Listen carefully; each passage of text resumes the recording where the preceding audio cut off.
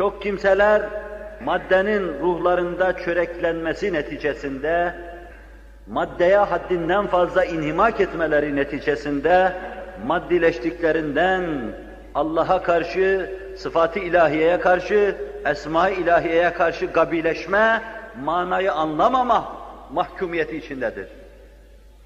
İşte maddeciyi gabileştiren, manayı anlamaz hale getiren, onu o hale getiren, aynı unsurlarda Allah'ın tevfik ve inayetiyle maneviyata götürücü yol bulma, oradan dahi delikler açma, Allah'a baktırma hususunu hep beraber müteala edelim diye bu çok zor, ağır, muğlak meseleleri arz etme lüzumunu hissettim. Her delikten Cenab-ı Hakk'a bakmamızı temin etmek için arz etmeye çalıştım. Her hadisenin arkasında Cenab-ı Hakk'a giden bir yol vardır. Her hadiseyi kurcalayalım, bu yolu bulalım ve daima huzuru kazanalım.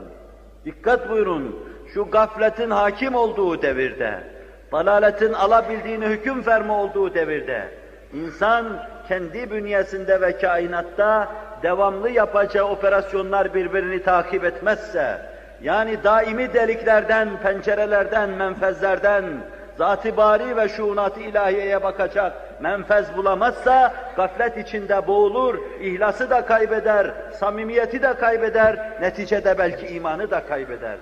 Her an yeni yeni menfezlerden, yeni yeni manaların müşahedesi gerektir. Her an daire-i üluhiyete karşı yeni yeni kapıların, pencerelerin açılması gerektir.